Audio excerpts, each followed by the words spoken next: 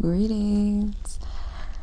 Okay, so I don't know if I'm gonna put this on Instagram or on YouTube because I'm gonna do a live discussion again this Friday probably, and it's more so of a follow-up on the last live discussion I did, where I did an exercise for everyone where I encouraged us to journal the reasons why we're worthy of love. And when I say love, not just specifically just romantic love, but just why we're worthy of being loved.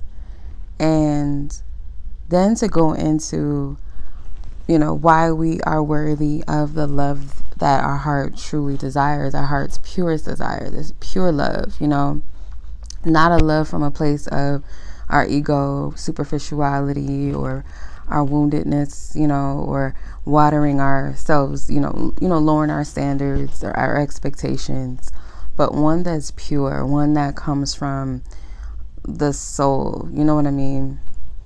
And what I find is, like, when I do these type of journal exercises, I do, sometimes get met with the reasons why I feel or think that I may be unworthy. And some of my friends have gotten on me about this, me saying these things in the past where I would be like, I'm weird, like what I do is kind of, taboo to some people. I don't think everybody's family would be approving of their son bringing home some girl, that's some woman that's into the things that I'm into. And it's like, and it's really weird because, okay, I practice certain things, but I still, believe in the Bible. I still reference it. And it's just like, okay, that's very strange. It's very weird. I'm like, I just can't figure out like what type of person would be for me. And what I'm saying essentially is like, you're, pretty much downplaying yourself and saying like, you're too much for someone. Like, no one's going to want you because of this. And that's the furthest thing from the truth, because there's someone for everyone. And I wholeheartedly believe that. And then there's, people that most would probably overlook and think that they would never have a person, but that individual was able to find love. And it's, our own human mind that can be a bit superficial and really shallow, at times, to think that, you have to look a certain way or have certain things and all of that and status and, something about you physically that would make you worthy of being loved, which is so shallow. You know what I mean? Because our Creator loves us not because of what we have and what we look like. You know what I mean? But yeah, so when I did this exercise, I'm not gonna lie, I did kind of meet some opposition within myself with this. And one of the things with the exercise that I encouraged was, well, before I get into that part, let's talk about the journaling. So I had them write down, what are the reasons why you are worthy of love? And 2, why are you worthy of the love that your heart purest, that your heart purest in its purest desire. And I feel like when we, like, again, if you meet that opposition where you start going, okay, well, I'm kind of, okay, I feel unworthy in this area, or let me, kind of like backtrack because I don't feel like I'm good enough for that. So let me not, write that down. No, write it down.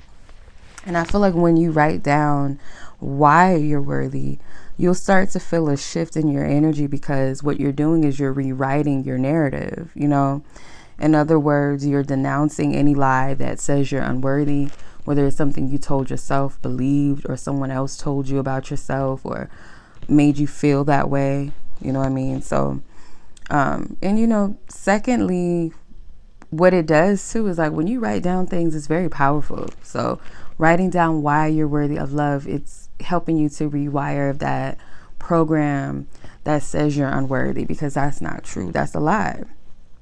So the other thing that I encouraged was to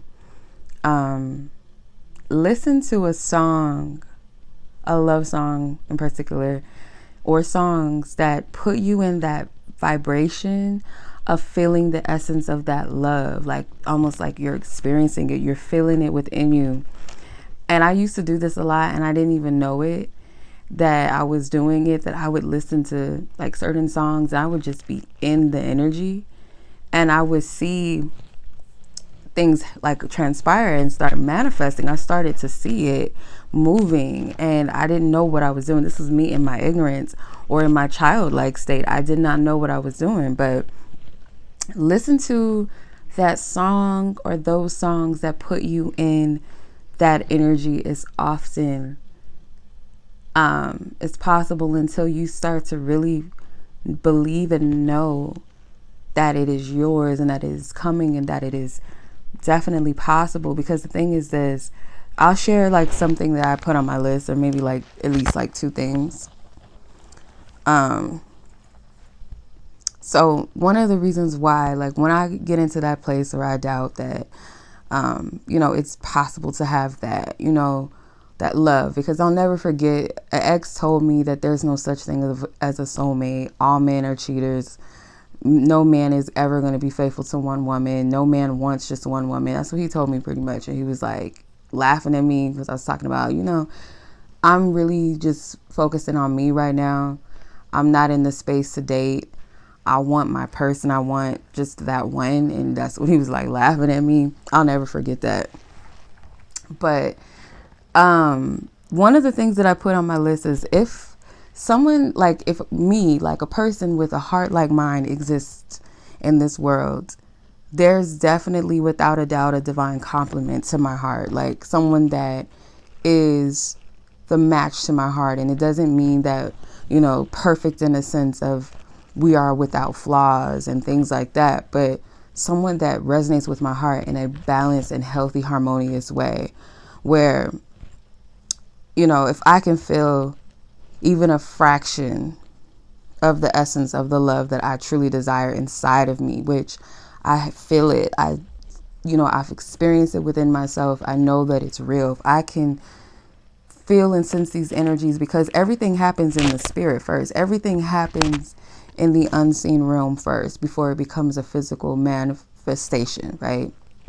So if I can sense and feel, and they teach you that in Law of Attraction, it starts with the feeling. And one of my favorite Law of Attraction, if you want to call it that, teachers is Neville Goddard. Like I used to read his books and listen to his audios like way back in the day, like years ago. I was listening to his stuff. And one of the things is you have to be in the feeling or the energy. You have to sense the vibration of what it is, because everything starts in the unseen realm. It starts in the subconscious mind, right?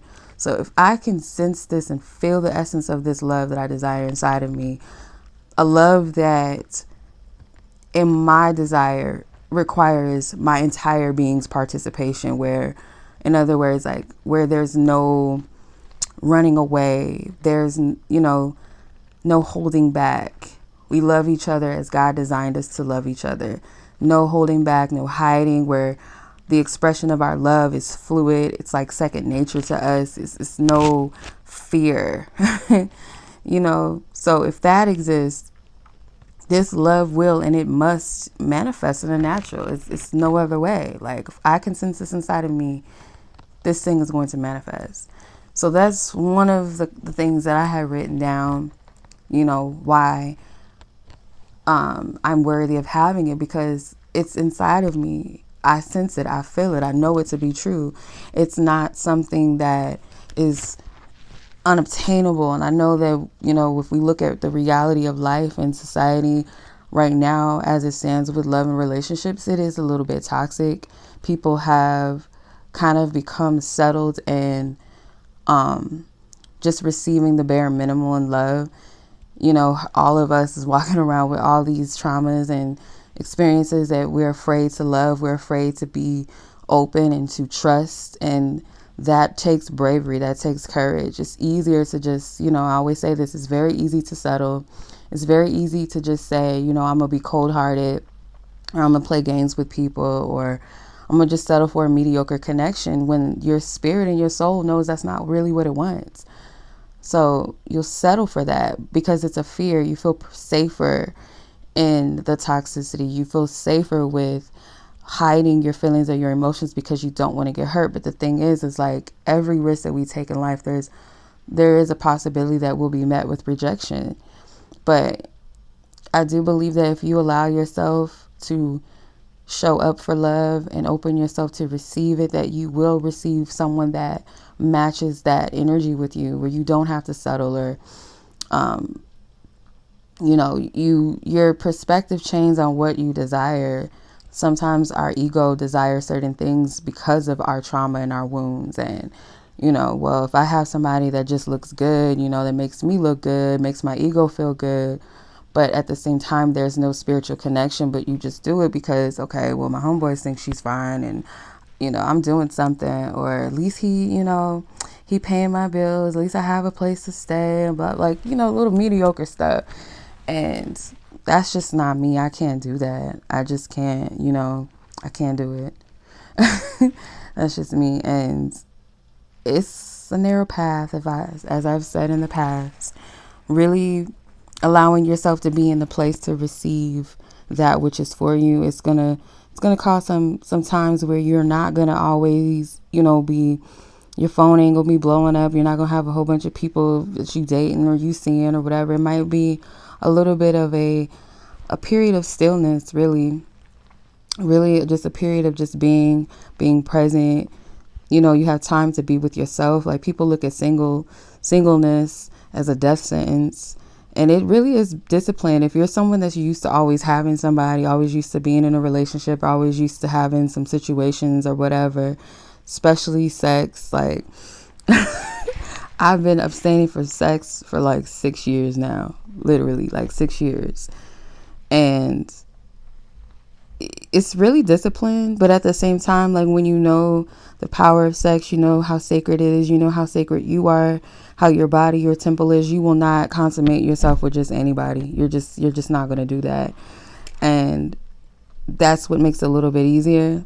And it really takes discipline because you're governing your flesh. You're not giving into your flesh, because of course it's going to want to experience that.